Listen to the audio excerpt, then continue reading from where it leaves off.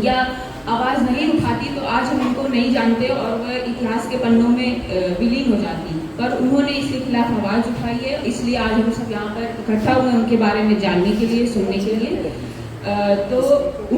मैं उनका जीवन एक शॉर्ट ब्रीफ देना चाहूँगी कि वह उनका विवाह 11 वर्ष की उम्र में एक वैसे व्यक्ति के साथ हो जाता है जिसका जो उनसे 20 या 25 साल बड़ा होता है, जिसकी उम्र 35 वर्ष होती है।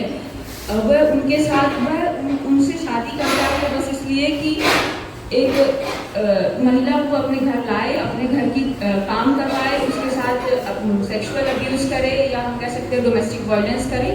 तो वह उस शादी में मैरिटल रेप का शिकार भी होती हैं, जिसके खिलाफ वह आवाज़ उठाती हैं और कुछ समय बाद वह उस शादी से निकल जाती हैं।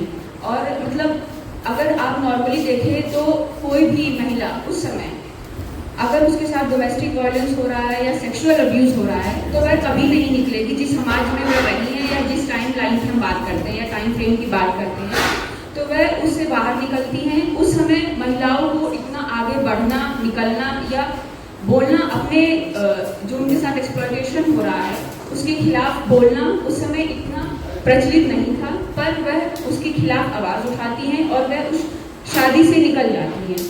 शादी से निकलने के बाद क्योंकि उसमें उस शादी में उनके साथ जिस हिसाब की एक्सप्लॉयटेशन हुआ या जो भी अब्यूज़ हुआ वह हम सोच भी नहीं सकते। एक 11 साल की बच्ची 35 साल के एक आदमी के साथ उसका रेप होता है या उसको वह मारता है, पीटता है, उसके खिलाफ वह आवाज़ उठाती हैं और वह निकल जाती है। जब वह निकलती हैं तो फिर वह अपने घर जाती हैं और हम देखते हैं कि जब वह अपने घर जाती हैं तो वहाँ पर भी समाज उनको एक्सेप्ट नहीं करता है। बिकॉज अगर आज भी हम देखेंगे, अगर कोई महिला शादी से निकलती है, अगर वो फाइनेंशियली इंडिपेंडेंट है, पढ़ी लिखी है, तब भी हम उसको एक्सेप्ट नहीं करते हैं। तो आप सोच सकते हैं उस जमाने में फूलन देवी ने जब आवाज़ उठाई या वह अपने घर वापस गई तो सोसाइटी ने एक्सेप्ट नहीं करती है। जब हम 2024 की बात करते हैं तब हम एक्सेप्ट नहीं कर पा रहे हैं महिलाओं को कि वह एक पुरुष के बिना भी अपनी लाइफ स्पेंड कर सकती है और जीवन व्यतीत कर सकती है। तो उस समय आप कैसे सोच सकते हैं कि सोसाइटी उनको एक्सेप्ट करेगी? तो सोसाइटी उनके खिलाफ काफ़ी ज़्यादा एक्सप्लॉयटेशन के लिए होता है। और हम देखते हैं कि कुछ समय बाद जो मतलब वह एक so called lower caste community से थी, जो कि कम्युनिटी मल्ला कम्युनिटी थी, तो वो एक निचले तबके से आती हैं जो कि जाति व्यवस्था समाज के द्वारा बनाई गई है। तो समाज ने ही मतलब उस कम्युनिटी को निचले हायरार्किकल ऑर्डर में एक नीचे रखा, नीचे पायदान पर रखा था। तो जब वह अपने घर वापस जाती हैं तो जो सो कॉल्ड अपर कास्ट है, मैं अगर उस कम्युनिटी का नाम लूँ तो ठाकुरों द्वारा उनका रेप होता है, उनको रेप करके फेंक दिया जाता है। तो क्योंकि सोसाइटी का एक माइंडसेट है कि अगर कोई महिला है वो मतलब अगर हम आज की लैंग्वेज में बोले तो अगर उसका डिवोर्स हो गया है या वह किसी मेल पर डिपेंडेंट नहीं है तो then she is just object to use. तो उस तरह से उनको वस्तु की तरह यूज करा जाता है। सोसाइटी उनको एक्सेप्ट नहीं करती है। तो ठाकुरों द्वारा उनका रेप होता है और फेंक दिया जाता है उनको। फिर उसके बाद जो उनके साथ वह लड़ते आ रही हैं या अपने खिलाफ लोगों के खिलाफ आवाज़ उठाते आ रही हैं, कुछ समय बाद वह इसके खिलाफ आवाज़ उठाने के लिए बिहार के जंगलों में एक बागी का ग्रुप था, उसको ज्वाइन करती हैं। उसमें वह अपने मतलब हथियार चलाना सीखती हैं, सेल्फ डिफेंस सीखती हैं ताकि वह अपनी रक्षा कर सके, क्योंकि इतना ज़्यादा उनके साथ एक्सप्लॉयटेशन हुआ था। हम जब पढ़ते हैं तो देखते हैं किस हिसाब से हुआ। तो वह अपना एक सेल्फ डिफेंस या हथियार चलाना सीखती हैं। जब वह हथियार चलाना सीखती हैं तो वो ये भी जान लेती हैं कि मैं अपनी रक्षा खुद कर सकती हूँ, महिला होते हुए भी। फिर जो ठाकुरों के द्वारा उनका रेप किया गया, फिर वह कानपुर के एक गांव में जाती हैं और उन्हीं ठाकुरों को कह सकते हो जो so called upper caste community थी, उसमें 21 लोगों को वो गोली से मार देती हैं। यहाँ पर मैं कोई ग्लोरीफाई नहीं कर रही हूँ कि लोगों को मारना चाहिए या नहीं मारना चाहिए। बात ये थी कि वह एक महिला होते हुए, और दूसरी बात वह एक lower caste so called lower caste community से आती हुई एक महिला थी। उन्होंने अपने लिए आवाज़ उठाई। बात बड़ी ये है कि उन्होंने आवाज़ उठाई अपने लिए और वह 21 लोगों को मार देती हैं गोली से। उसके बाद सरकार उनको खोजने में लग जाती है कि मतलब लोग इसको एक्सेप्ट नहीं कर पा रहे थे कि कैसे मार दिया, लेकिन सोसाइटी ये एक्सेप्ट करने को तैयार थी कि एक महिला है तो वो एक्सप्लॉयटेड है तो हम उसको एक्सेप्ट कर सकते हैं क्योंकि वो एक महिला है। पर उन्होंने आवाज़ उठाई, उसके खिलाफ और उन्होंने 21 लोगों को मार दिया। उसके बाद सरकार उनको खोजने में लग गई, 1-2 साल वह छिपी रही जंगलों में। या हम उनके बारे में पढ़ते हैं तो देखते हैं किस तरीके से उस टाइम उन्होंने अपना समय व्यतीत किया।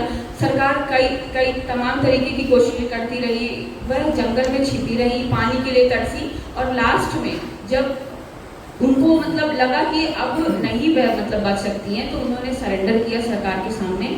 और वह जब सरेंडर करती है तो दुर्गा जी की मूर्ति रहती है, महात्मा गांधी की मूर्ति रहती है, तो वह उसके सामने अपने हथियार डाल देती हैं और कई सारी कह सकते हैं शर्तों के साथ वह हथियार डालती हैं कि जो भी बागी हैं या जितने भी लोग हैं उनके बच्चों की मुफ्त में शिक्षा होगी, हम कह सकते हैं। उसके बाद वह 11 साल जेल में रहती हैं। जब वह जेल में रहती हैं 11 साल, तो हम समझ सकते हैं कि एक महिला अगर जेल में है तो उसके साथ किस तरीके की जातियाँ हो सकती हैं, चाहे वो सेक्सुअल हो, फिजिकल, मेंटल, इमोशनल, हर तरीके की उनके साथ अब्यूज़ होता है।